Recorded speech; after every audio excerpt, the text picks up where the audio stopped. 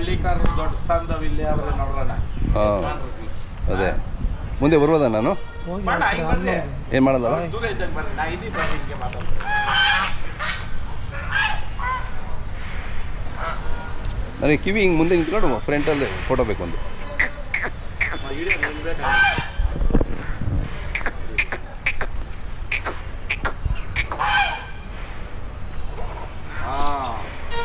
ಬರ್ತದಲ್ಲ ನಮಗೆ ಮೇಲೆ ಎತ್ ಕಟ್ಸ್ಲಾ ಎಲ್ಲಿ?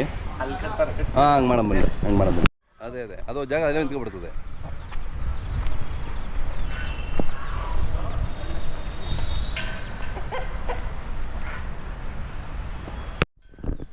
ಯಾರವನ ಇಲ್ಲ ನಾವು ಹುಡುಗನ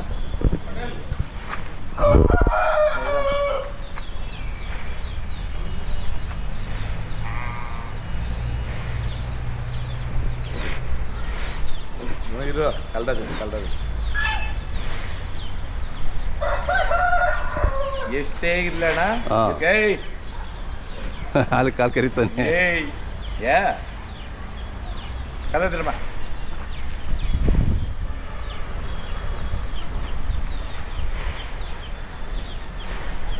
ಅಣ್ಣ. ಹಿಂಗೆ ಎತ್ತು ಕಟ್ಟೋದ್ರಿಂದ ಆಗೋ ಲಾಭಗಳೇನಂದ್ರೆ ಅಣ್ಣ, ಬ್ಲಡ್ ಫ್ಲೋ, ಆಮೇಲೆ ಓರಿ ಈಸ್ಬಿಟ್ಟಾಗ ಗಂಟೆನಾಗ ಬರೋದು. ಹೌದೌದು. ಇದ್ರ ಬಗ್ಗೆನು ಕೆಲವೊಂದು ಇರ್ತಾವಲ್ಲ, ಏನು ಮಾತಾಡಕ್ ಸಿಕ್ಕಲ್ಲ ಅನ್ನೋವು ಮಾತಾಡ್ತವೆ.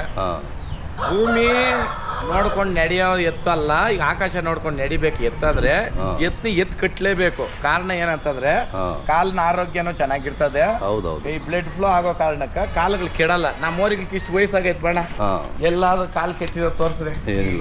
ಬರೋದಾಗ್ಲಿ ಇದುಗಳು ಈ ವಯಸ್ಸು ದನಕ್ಕ ಸಾಮಾನ್ಯವಾಗಿ ಏನೇನ್ ಬರ್ತಾವಣ್ಣ, ಅದೇ ಅದೇ ನಾಲ್ಕು ಕಾಲು ನೋಡ್ರಿ. ಹೌದೌದು. ಇಲ್ಲಿ ನೋಡ್ರಣ್ಣ, ರಕ್ತ ಚಲನೆ ಚೆನ್ನಾಗಿದ್ದಾಗ ಏನು ಪ್ರಾಬ್ಲಮ್ ಬರಲ್ಲ. ಎತ್ತು ಒಂದೇ ಸಮಕ್ಕೆ ಸಾಕೊಂಡು ನಿಂತ್ಬಿಡ್ದು. ಅದಕ್ಕೇನೇನೆ ಬೇಸಿಗೆಗಾಲ, ಚಳಿಗಾಲ, ಮಳೆಗಾಲ ಅಂತ ದೇವ್ರು ಕೊಟ್ಟಿರೋದು ಕಾಲಗಳು.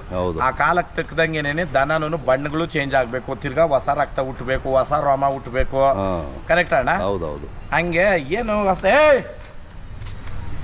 ಸ್ವಲ್ಪ ಘಾಸಿ ಆಗಬಾರ್ದು, ಸ್ವಲ್ಪ ಇದಾಗಬಾರ್ದು ಅಂತ ಇರಬಾರ್ದು. ಆಗುತ್ತೆ ಅಣ್ಣ. ಬೈಲೆ ಇದನ್ನ ಕಟ್ಬಿಡೋಣ ಬೈಲಿ. ಅಲ್ಲಿ ಅದು ಹೊಸ ಮಣ್ಣಲ್ಲಣ್ಣ, ಒಂದು ಮಳೆ ಬಿದ್ದೈತಲ್ಲ. ಅದೇ ಅದೇ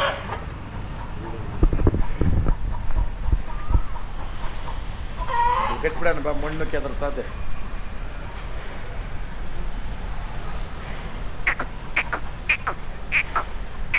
ಅದು ಸ್ಟೈಲ್ ಅಣ್ಣ. ಅದು ಹೌದೌದು ಇಲ್ಲಣ್ಣ, ಹೌದು. ಅದು ಗತ್ತು ಗಾಂಭೀರ್ಯ.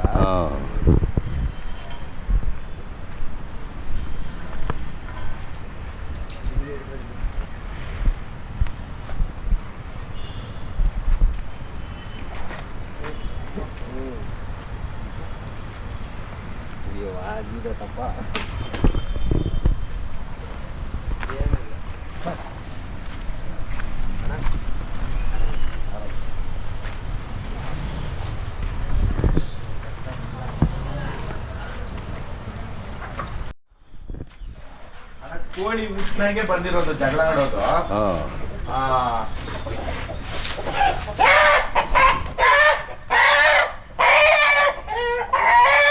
ಅದು ಕುಕ್ಕಕ್ಕೆ ಹೋಗ್ತಾ ಇದ್ದಿದ್ದು, ಕುಕ್ಕಕ್ಕೆ ಹೋಗೋದು.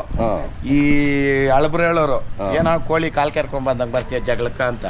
ರಾಶಿನಾಗ ಕೋಳಿನ ಮೇಯಕ್ಕ ರಾಶಿನಾಗ ಹೋಗ್ಬಿಟ್ಟು ಕಾಲ್ ಕೆದ್ರ ಬಿಟ್ಟೆ ತಿನ್ನೋದು ಇವು.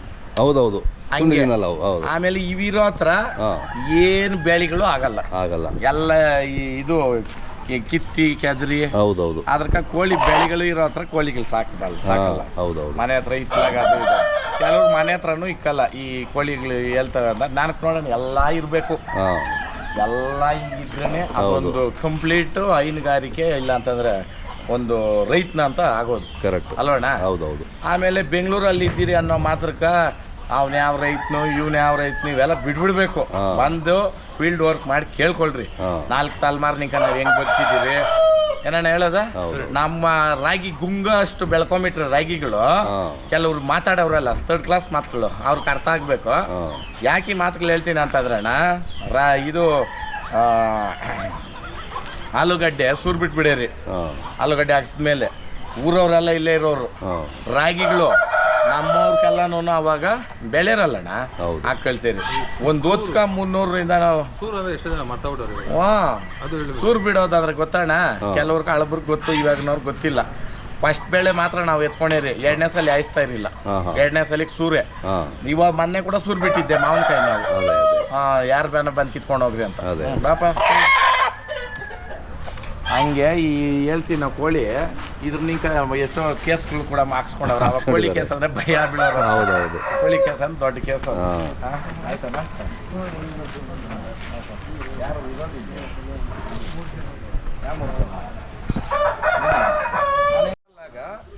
ನಾವು ಇವಾಗ ಸೂಜಿ ಮಲ್ಲಿಗೆ ಅಂದೆ ಹಿಂಗೆ ದುಂಡು ಮಲ್ಲಿಗೆ ದಪ್ಪ ದೂಡ ಇರೋ ಕಾರಣಕ್ಕೆ ಅದ್ರ ಎಡಗೈ ಅಂತ ನಾವು ಇಟ್ಕೊಂಡಿರೋದು. ಇವಾಗ ಅಮರಾವತಿ ಐತೆ, ಇದು ಬೆಟ್ಟದಪುರ ಐತೆ. ಆಮೇಲೆ ಇವೆಲ್ಲನೂ ಎಲ್ಲವೇ ಒರಿಜಿನಲ್ ದನ. ಅವುಗಳದ್ದು ಬ್ರೀಡ್ ತೋರ್ಸಕ್ಕೆ ಎಲ್ಲ ನಾವೇ ದನ. ಇದು ಅಷ್ಟೇ ದಪ್ಪ ದುಡ್ಡವಾಗಿ ಹುಟ್ಟಿರೋದಕ್ಕೆ ಅದೂನು ಹೌದು ದುಂಡು ಮಲ್ಲಿಗೆನೇನೆ. ದುಂಡಾಗಿ ಹೆಂಗಣ ಐತೆ ಓರಿ ದುಂಡಾಗಿರೋದು.